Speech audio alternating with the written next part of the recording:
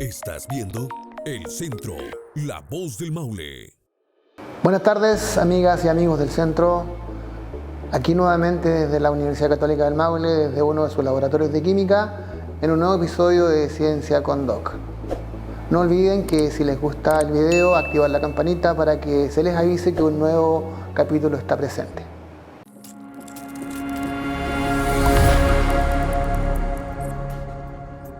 Bien, buenas tardes nuevamente. Como les decía en anteriores capítulos, hablando de la clasificación de la materia, nosotros hablamos de sustancias puras y de mezclas. Cuando decimos qué diferencia a una sustancia pura de una mezcla, y apelamos a esa condición de separación de los componentes.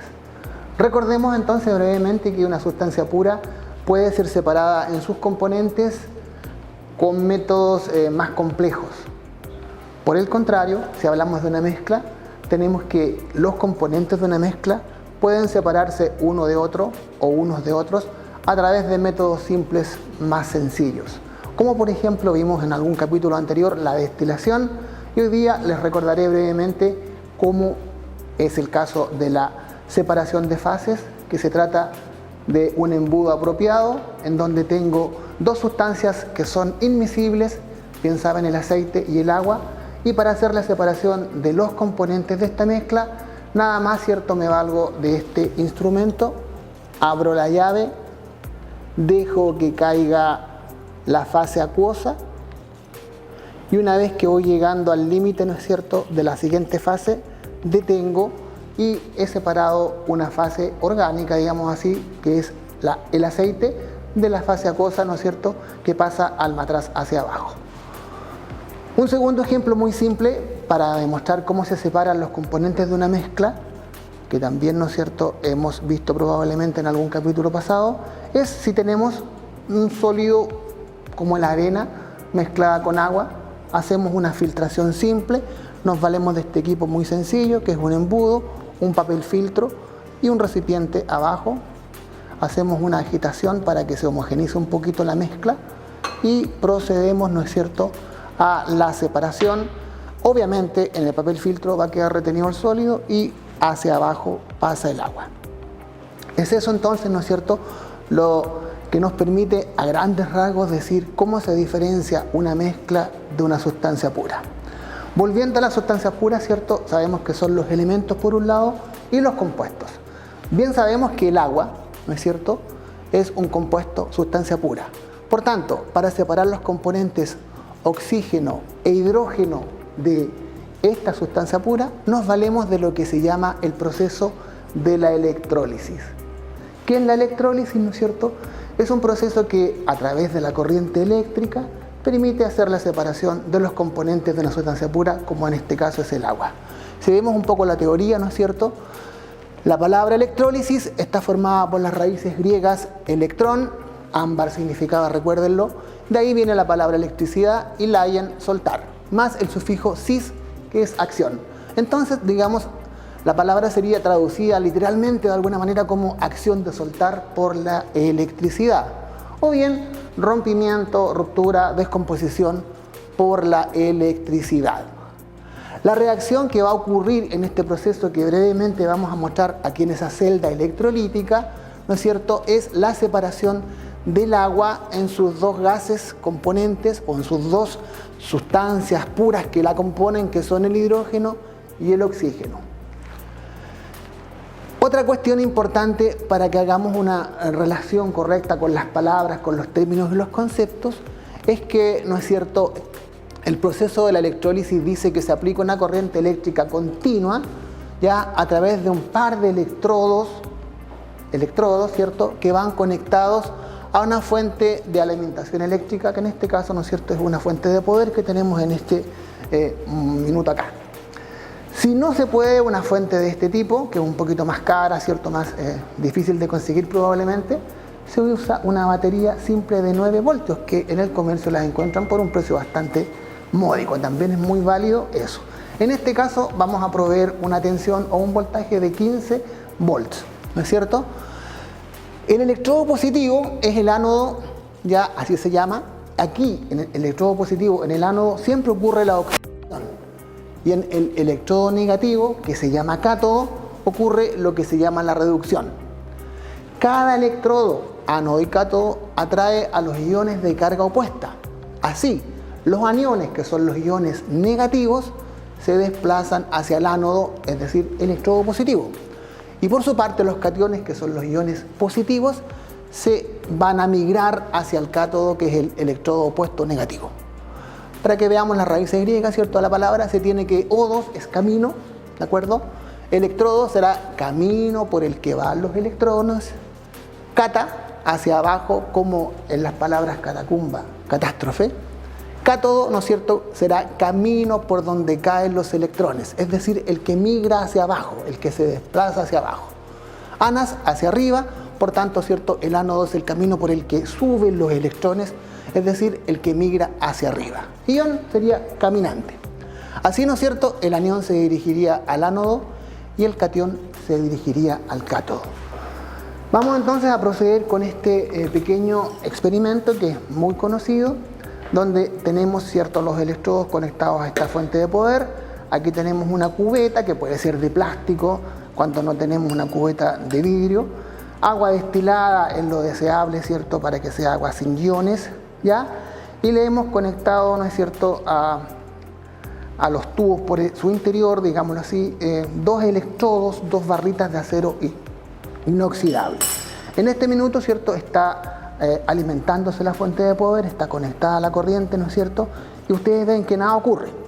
Para ayudar a que este proceso se lleve a efecto, para ayudar a que podamos, ¿no es cierto?, obtener la migración, digamos, o la electrólisis, nos vamos a valer de un poquito de ácido sulfúrico diluido, que es una sustancia que es bastante inerte, que no va a provocar tanto problema en reacciones secundarias, y se lo agregaremos, ¿cierto?, a la cubeta, de tal forma que los iones que van a quedar en solución favorezcan de alguna forma, ¿no es cierto?, la conducción de la corriente eléctrica. Así hemos echado un poquito de ácido, ¿no es cierto?, y vamos a ver qué es lo que está ocurriendo en un momento determinado. Si pudiéramos ver ya, ¿no es cierto?, con más precisión, estamos observando un burbujeo, ¿no es cierto?, en donde ya está separándose, digámoslo así, cada molécula de agua en hidrógeno y en oxígeno.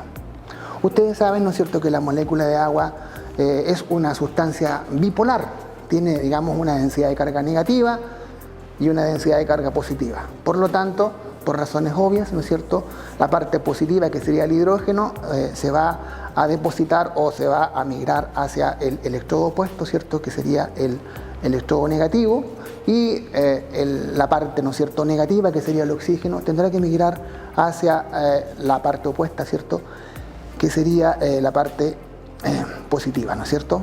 Es decir, en un lado tenemos hidrógeno, en el otro lado obtenemos el oxígeno. ¿Por qué se ve una diferencia de mayor cantidad de hidrógeno que de oxígeno? Una razón bien simple, para no entrar en mayores detalles, ¿cierto?, es que cada molécula de agua serían dos partes de hidrógeno y una parte de oxígeno. Si vemos, ¿no es cierto?, este cable y seguimos la línea, digamos, este es el electrodo negativo, por tanto aquí a este lado está llegando el hidrógeno y se está viendo en la parte superior un mayor volumen, ¿no es cierto?, versus lo que está ocurriendo en donde llega el oxígeno. Esto, por supuesto, que dura un tiempo. Si queremos obtener una cantidad determinada, ¿no es cierto?, de hidrógeno, pudiéramos quizá probarlo con una combustión. Ustedes saben que la combustión del hidrógeno no da otro producto sino que el agua. Ya saben, ¿no es cierto?, ya lo hemos dicho en más de una ocasión, que el hidrógeno es el combustible que ya está, ¿no es cierto?, con bastante fuerza siendo utilizado en muchos aparatos, en muchas máquinas, ¿cierto?, en muchos vehículos, por ejemplo. Y bueno, ¿cómo obtener hidrógeno? Hay ya, ¿no es cierto?, bastantes empresas que se dedican a la obtención de hidrógeno y muy pronto se va a comercializar, yo creo, de manera más masiva, ¿de acuerdo?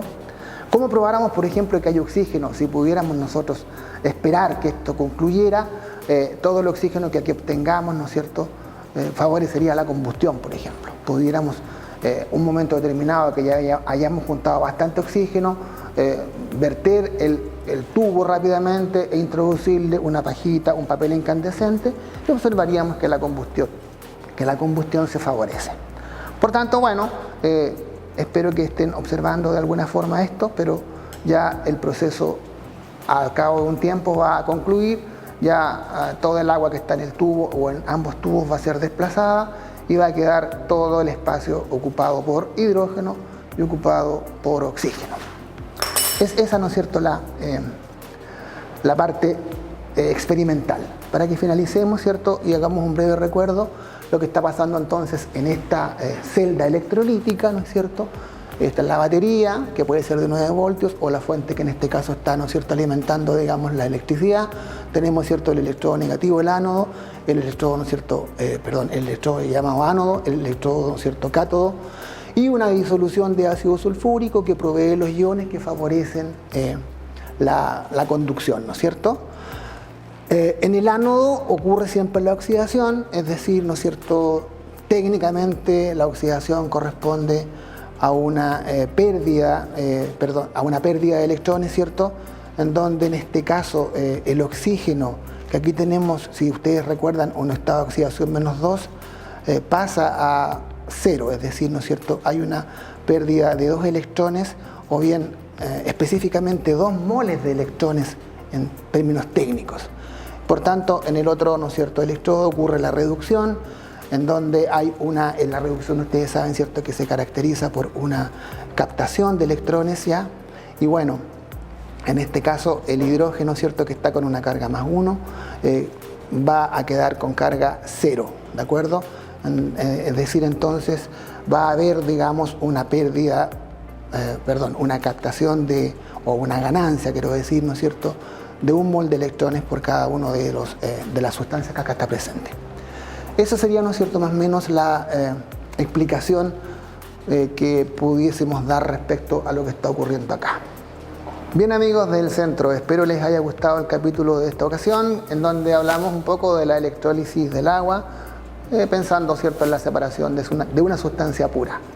No olviden, ¿no es cierto?, que bajo la gentileza o de acuerdo a la gentileza de la carrera de Pedagogía en Ciencias y del Magíster en Didáctica de las Ciencias Experimentales, hemos podido estar desde uno de los laboratorios de química de la Universidad Católica del Maule. Hasta una próxima ocasión, y si les gusta el video, recuerden activar la campanita para que sean avisados de que un nuevo episodio está con ustedes. Muchas gracias y nos vemos. El Centro, la voz del Maule. Este programa es auspiciado por Estudios Legales, especialistas en Derecho Laboral y Derecho Regulatorio de los Recursos Naturales. Visítanos en www.estudioslegales.cl o escríbenos a contacto@estudioslegales.cl. Multicentro, nuestro centro eres tú.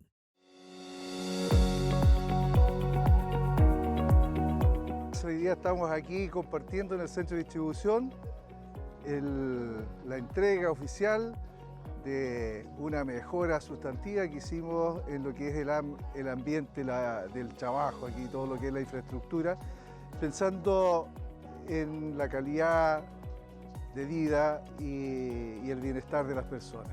En realidad esto comenzó como un sueño y terminó en esta tremenda realización que a los chiquillos, mis colegas, les va a traer mucha satisfacción. Multicentro, contribuyendo al bienestar y calidad de vida de nuestros clientes y colaboradores. Visítanos en www.multicentro.cl. El Centro, la voz del Maule.